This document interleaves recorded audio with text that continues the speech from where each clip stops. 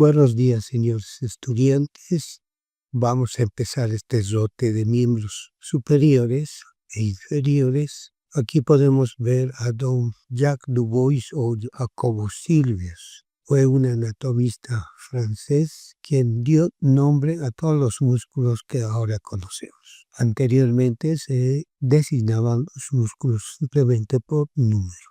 En la parte posterior vamos a encontrar al músculo trapecio. Se denomina trapecio porque precisamente tiene una forma trapezoidal. Este músculo va a originarse en la línea nucal superior, luego se va a insertar en las apófisis espinosas de todas las vértebras cervicales y de las 10 vértebras torácicas. Luego se van a insertar a nivel del borde superior de la espina del omóplato, del borde interno del acromion y del borde posterior de la clavícula en su extremo externo. Este músculo trapecio va a estar inervado por el 11º par o nervio espinal. Su acción va a ser extender la cabeza y el cuello. En la parte interna y sobre la padilla costal vamos a encontrar otro músculo denominado serrato anterior, antes llamado serrato mayor. El músculo serrato anterior se denomina así porque tiene diferentes digitaciones y se va a dividir en 3 segmentos: un segmento superior, un segmento medio y un segmento inferior. El segmento superior está dado, o fascículo superior está dado por la primera y segunda digitación. El fascículo medio va a ir hacia la segunda costilla del fascículo inferior de la tercera, cuarta, quinta, sexta, séptima, octava hasta la 9ª costilla. Va a estar inervado por el nervio torácico largo, también denominado nervio respiratorio de Charles. Por su inserción en las costillas va a ser un músculo inspirador y va a articular a la escápula hacia la padilla costal. Luego tenemos otro músculo que es el dorsal ancho. Este músculo también denominado latissimo dorsi, que es una expresión en latín que significa lo mismo, dorsal ancho. Tiene varias inserciones. A nivel del sacro se va a insertar en la cresta sacra media, también se va a insertar en el hueso ilíaco, en la cresta ilíaca, en todas las apófisis espinosas de la columna lumbar y de las 6 últimas apófisis espinosas de las vértebras torácicas. Luego va a tener inserción en las 2 últimas costillas, en su cara externa y en el ángulo inferior de la escápula. Luego va a formar un tendón que va a ir a insertarse en el fondo de la corredera bicipital. Va a estar inervado por el nervio del dorsal ancho o tóraco dorsal, que es parte del plexo braquial. A este músculo se lo denomina músculo de los nadadores o de los remeros. Por su acción va a aproximar el miembro superior y va a también darle una rotación interna. Dentro de los músculos externos tenemos un músculo denominado deltoides. Este músculo deltoides tiene una forma cónica de base superior y de vértice inferior. Va a tener 3 fascículos. Un fascículo posterior que se va a insertar en el borde inferior de la espina del omóplato. Un fascículo medio que va a insertarse en el borde externo del acromio y un fascículo anterior que se va a insertar en el borde anterior y la cara superior del extremo externo de la clavícula. Su vértice se va a insertar en la B deltoidea o tuberosidad deltoidea, que tiene 2 ramas, una externa e interna, y va a ingresar al intersticio de la B deltoidea. Va a estar inervado por el nervio axilar y porque tiene estos 3 fascículos es flexor, extensor y abductor. Ahora entramos a la descripción de los músculos pectorales. Y vamos a encontrar aquí de la profundidad a la superficie al músculo pectoral menor. Este músculo pectoral menor es triangular de base hacia las costillas. Se va a insertar la tercera, cuarta, quinta en sus caras externas de estas costillas y su vértice va a ir al borde de la apófisis coracoides. Este músculo va a estar inervado por el nervio del pectoral menor, que es del plexo braquial. Y su acción, cuando toma punto fijo en la coracoides, va a ser inspirador porque va a desplazar hacia arriba las costillas. Y cuando toma punto fijo en las costillas, va a bajar el muñón del hombro. Luego tenemos un músculo denominado músculo subclavio. Este músculo subclavio se va a insertar en la cara inferior de la clavícula y en la cara superior de la primera costilla.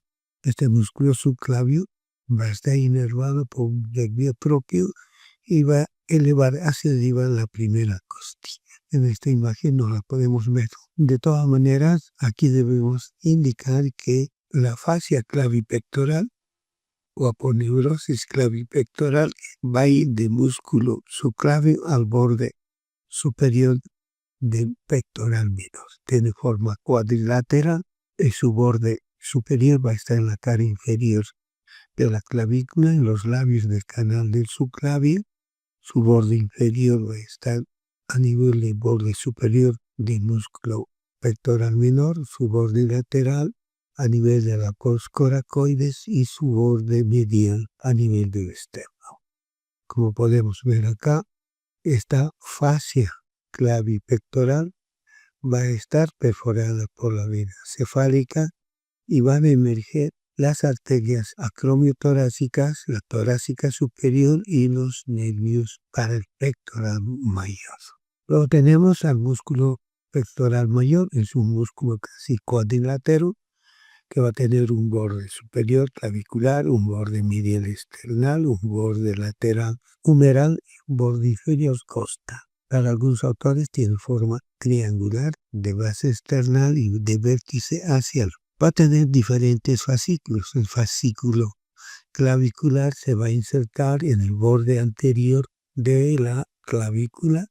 El fascículo external se va a insertar en la cara anterior del esternón y los fascículos costales en la primera, segunda, tercera, cuarta, quinta y sexta costilla y cartílagos costales. Estos fascículos van a converger a la cresta subtroquiteriana o labio externo de la corredera bicipital o canal intertubercular. La inserción es particular, los fascículos claviculares lo van a hacer superficialmente y los fascículos inferiores profundamente. Van a estar inervados por el nervio del pectoral mayor, que es el plexo braquial. Su acción va a ser aproximar el miembro superior y el rotador medial, cuando toma punto fijo en las costillas. Luego tenemos a los músculos posteriores profundos, que son el supraespinoso. Este músculo supraespinoso tiene forma conoide, va a insertarse en toda la fosa supraespinosa y va a formar un tendón que se va a ir a insertar en la carilla superior de la tuberosidad mayor. Este músculo va a estar inervado por el nervio supraescapular y su acción es contribuir con el deltoides para hacer la separación o abducción del miembro superior. Luego tenemos en la parte inferior al músculo infraespinoso que se va a insertar en parte de la fosa infraespinosa respetando el borde externo. Es un músculo triangular que va a formar un vértice que se va a ir a insertar en la carilla media posterior de la tuberosidad mayor. Lo tenemos en la cara anterior de la escápula, el músculo subescapular. Este músculo subescapular también tiene forma triangular que se va a insertar en la fosa subescapular respetando el borde interno para la inserción de músculo cerrato. Su vértice va a ir a insertarse en la tuberosidad menor y va a estar inervado por el nervio del subescapular, que son dos filetes nerviosos del plexo braquial. Va a aproximar el miembro superior y va a imprimir una rotación medial al húmero. La inervación del músculo infraespinoso va a estar dado por el nervio escapular. Luego tenemos los músculos redondos. Los músculos redondos son dos, el superior que es el menor y el inferior que es el mayor. Tienen forma cilíndrica, de ahí su nombre de redondos. El redondo menor se va a originar en una superficie fusiforme que está próxima al borde externo de la escápula y va a subir hacia arriba y hacia afuera y se va a insertar en la carilla inferior de la tuberosidad mayor. Va a estar inervado por el nervio axilar y su acción va a ser de aproximación y rotación externa.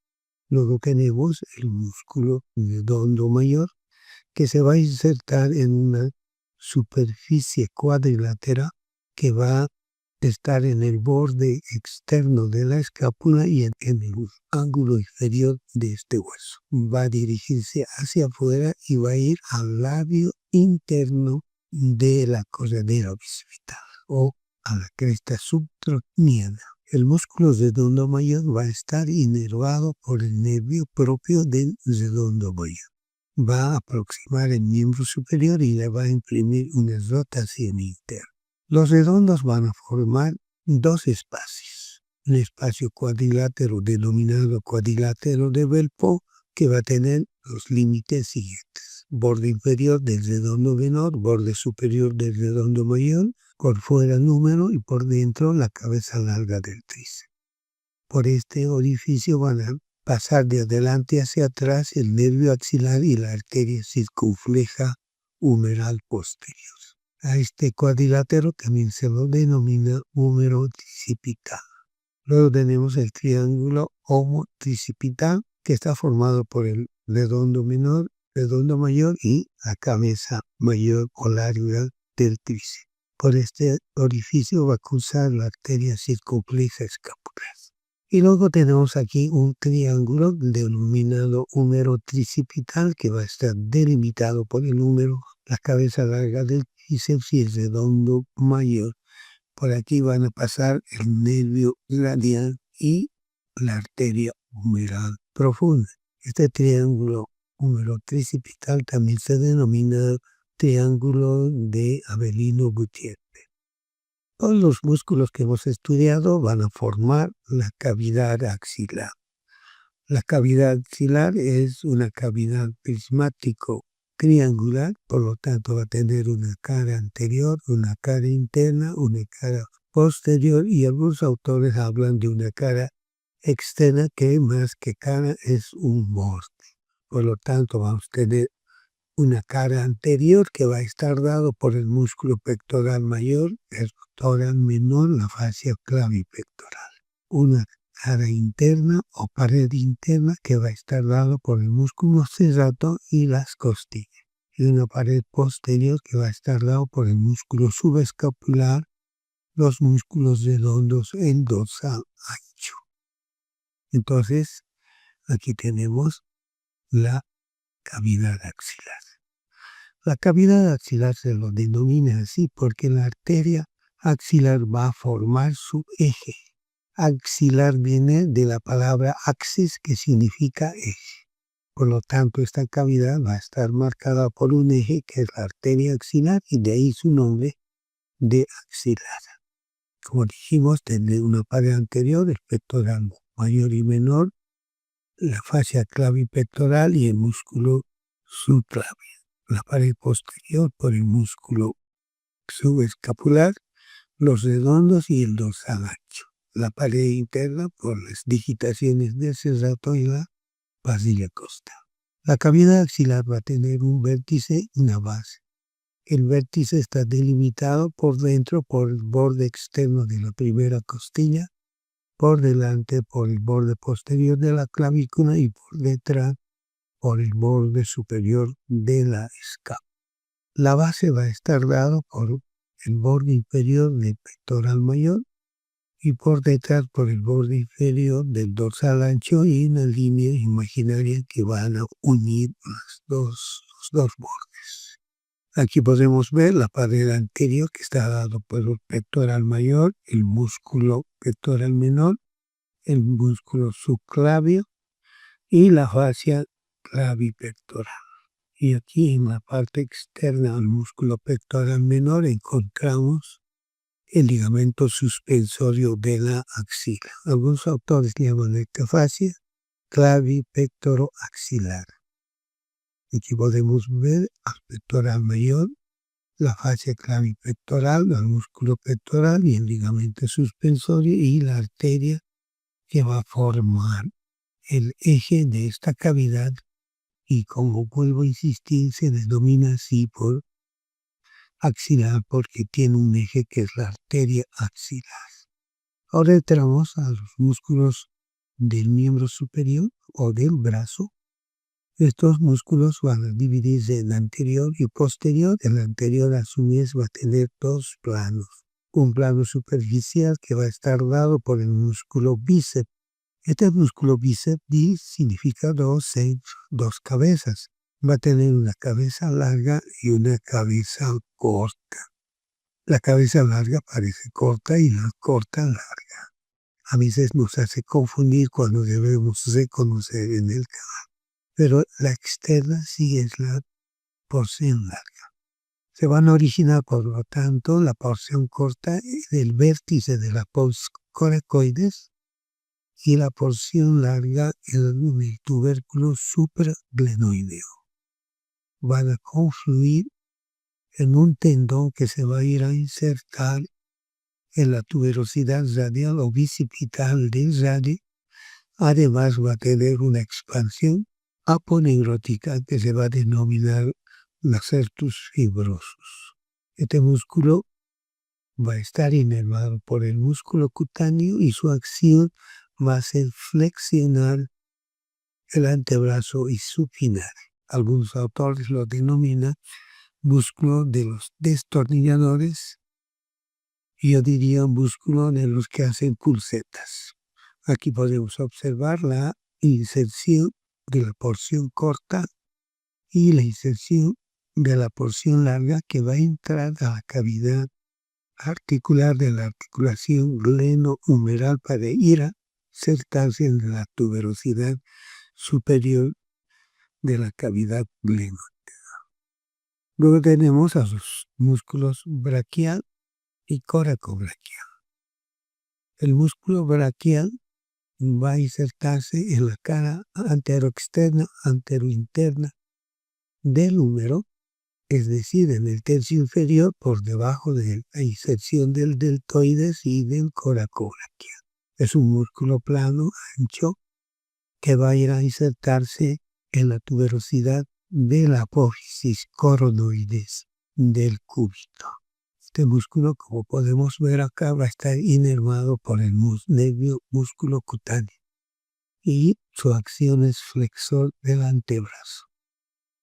El músculo coracobraquial, su mismo nombre ya lo indica, la inserción se va a insertar en su origen en el vértice conjuntamente con el bíceps de la apófisis coracoides y su inserción distal va a estar dado en la cara, en el tercio medio del húmero. Este músculo se denomina también músculo perforado de Casserius por el nervio músculo cutáneo o nervio perforante de Casserius. Aquí podemos ver al coracobraquial, la apófisis coracoides y la cara interna o medial del húmero. Es importante describir el conducto braquial. El conducto braquial va a estar por debajo de la cavidad axilar y va a ingresar a la fosa cubital. Como podemos ver, este conducto tiene una forma cuadrilátera, es decir, que va a tener una pared anterior que va a estar dado por el músculo bíceps, una pared externa por el músculo braquial, una pared interna por la fascia braquial y una pared posterior por el tabique medial y el tríceps. El contenido de este conducto es la arteria braquial o humeral, el nervio mediano y su vena braquial humeral. Muy importante. Una vez que el nervio mediano y la arteria braquial van a ingresar a la fosa cubital. Esta fosa cubital tiene la forma de una V ventilabial o VU y por lo tanto va a tener un ramo externo, una rama externa y una rama interna que vamos a denominar canales bicipitales. El canal bicipital externo está formado por el bíceps y por el músculo brachioradial. Y el piso va a estar formado por el músculo braquial y el contenido es el nervio radial que va a dividirse en una rama posterior o profunda y una rama superficial, además de la arteria recurrente radial. Y la otra rama interna o canal bicipital interno va a estar formado por el bíceps y el músculo pronador redor. De igual manera, el piso va a estar dado por el músculo braquial. Y es importante porque vamos a encontrar la arteria braquial o humeral y el nervio mediano y la arteria recurrente cubital anterior. Entonces, el nervio va a pasar por debajo del puente que va a formar el pronador redondo. Y vemos al nervio mediano y la arteria. En la parte posterior vamos a encontrar a un solo músculo que se denomina tríceps. Este músculo tríceps va a tener tres cabezas, una cabeza medial, una cabeza lateral y una cabeza larga. En la cara posterior del húmero encontramos un canal que se denomina canal radial o canal de torsión. Por encima del canal radial en la superficie va a insertarse la cabeza externa o lateral del tríceps y por debajo, es el canal, por debajo se va a insertar la cabeza media del tríceps y va a estar cubierta por la cabeza larga o vasto intermedio que va a ir a insertarse en la tuberosidad que está por debajo de la cavidad glenoidea o tuberosidad infraglenoidea. Estos tres fascículos o cabezas van a formar un tendón que se va a ir a insertar en la cara superior posterior del olecranon del cúbito. Va a estar inervado por el nervio radial y su acción es extender el antebrazo. Muchísimas gracias. Luego continuamos con músculos del antebrazo y la mano.